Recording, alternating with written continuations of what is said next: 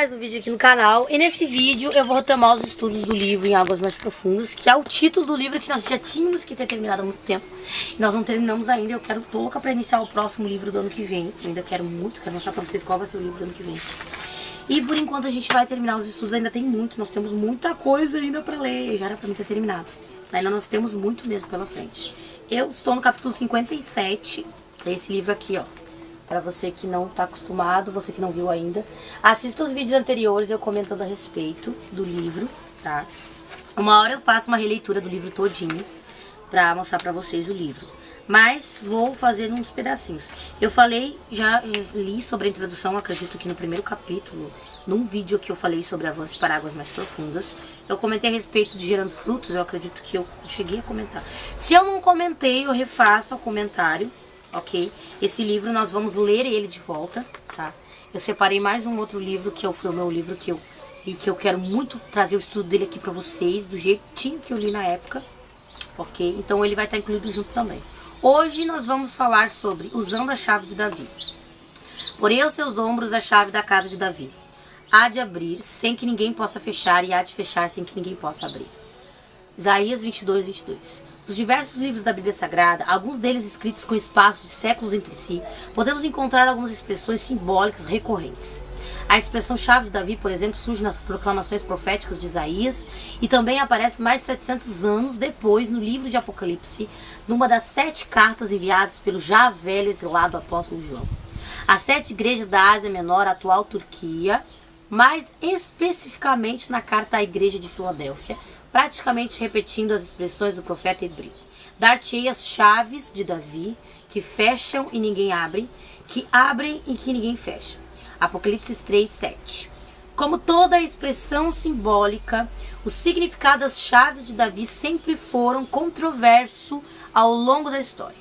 Alguns teólogos católicos afirmavam que esta passagem autorizava a existência do pontificado romano, insinuando que a chave de Davi seria a insígnia característica do emblema do Vaticano. Porém, os próprios teólogos católicos ressaltam que o símbolo do Papa são as chaves de Pedro, o apóstolo não de Davi, que a rigor foi um pastor e um rei. Não lidava diretamente com chaves no sentido estrito. Se a Bíblia garante que a chave de Davi é algo necessário para abrir portas que ninguém poderá fechar, então devemos entender o que de fato elas representam. O Antigo Testamento nos mostra que desde sua tenra idade como pastor de ovelhas até o final de sua vida como o maior rei da história de Israel, Davi manteve uma característica: o louvor a Deus. Com sua harpa aplacava os demônios interiores de Esaú. E como rei compôs salmos e hinos que constituíam a parte fundamental da religião judaica e até hoje fazem parte da Bíblia Sagrada. Essa parte aqui eu pude ver o ministério que Davi tinha. Era por isso que Satanás tinha tanto ódio de Davi. É por isso que toda a história de Davi foi perseguido como rei, reinando ele era perseguido.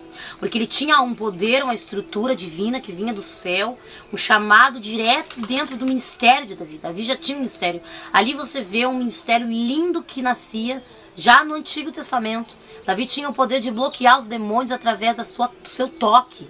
Ele tinha unção sobre os seus dedos, que foi ungido para isso. Ele conseguia tocar a ponto de fazer os demônios, as entidades, as legiões que perturbavam a vida de Esaú serem neutralizadas naquele momento em que Esaú se encontrava, sei lá, numa perturbação. Não sei o que acontecia com Esaú, mas acontecia alguma coisa com Esaú.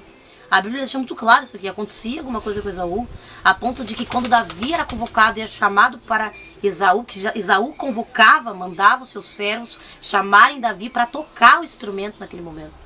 Eu não sei o que acontecia com Esaú, que Esaú era vítima de algo satânico, era vítima, sei lá, de alguma bruxaria, de alguma feitiçaria, alguma coisa acontecia com o homem, que enlouquecia a vida dele. A ponto de que quando ele convocava Davi para tocar, Davi tocava. A Bíblia fala que aqui especificamente, eu até vou ler isso aqui de novo, que isso aqui me chamou muita atenção. O louvor a Deus que entoava através da vida de Davi, a inocência que era transmitida, a pureza que estava sobre Davi, fazia a tal ponto esse louvor ser tão adorado pelos céus, era tão recebido, que os demônios que estavam ali, destruindo a vida de Esaú, perturbando Esaú, chegava a aplacar. Imagina, chegava a um ponto de trazer bloqueio. Não que Esaú era livre. A Bíblia não cita que em nenhum momento Esaú era liberto daqueles demônios. A Bíblia não cita que os louvores que entoavam na vida de Davi conseguiam curar Esaú daquele mal que havia sobre Esaú. Mas havia bloqueios. Diversos tipos de bloqueios ocorriam durante os anos, os reinados em que Esaú tinha e Davi o servia ali. Isso aqui é uma coisa que me chama muita atenção, porque às vezes nós estamos na igreja, nós vemos aquelas campanhas, aquelas loucuras, aqueles gritos, aqueles berros maravilhosos. Tem uns que são maravilhosos, tem uns que não são. Aonde o pastor bate o pé, determina, sai, não sai, Satanás, não sai. Eu cansei de estar na igreja e ver aquelas coisas e perguntar para Deus o que acontecia. Eu me lembro que eu ia pro banheiro e perguntar pro Espírito Santo por que o capeta não saía. E Deus dizia, porque está sobre ele. Ele foi colocado sobre ele, eu coloquei sobre ele, eu permiti aquele espírito maligno perturbar aquela criatura, perturbar aquela pessoa pro resto da sua vida. Tem pessoas dentro da igreja que fazem a obra de Deus e Deus permite, está lá em Paulo, está escrito, aonde isso? Está escrito nas cartas paulinas. Eu não me lembro agora se é em Romanos ou em Coríntios, mas existe uma carta que Paulo descreve para uma igreja específica, que na caminhada dele, no chamado, no ministério dele, Deus permitia um espírito maligno direto do inferno, convocado por Deus. Deus convocou do inferno um espírito maligno. Aí eu entendi quanto o inferno obedece a Deus. Se Deus convocar um demônio de lá para perseguir alguém, vai até a pessoa. Está registrado, está escrito, eu sou amparada pela palavra de Deus. Eu tenho autoridade para falar a respeito disso. E lendo a palavra de Deus eu descobri. Muitos servos de Deus eram perseguidos por espíritos malignos com a permissão de Cristo, com a permissão de Deus Todo-Poderoso Jeová. Ele mesmo permitia, o próprio Yahvé permitia, o próprio grande Eu Sou concedia e essa permissão para aplacar naquele momento ali, para trabalhar na vida do profeta. Em alguma área que o profeta tinha, como uma vaidade. Às vezes é a prostituição, às vezes é a idolatria, às vezes a fraqueza daquele profeta é a ambição. Quantas coisas eu costumo comentar aqui no canal pra vocês, até na minha vida, que eu tenho na minha vida. E eu sei disso.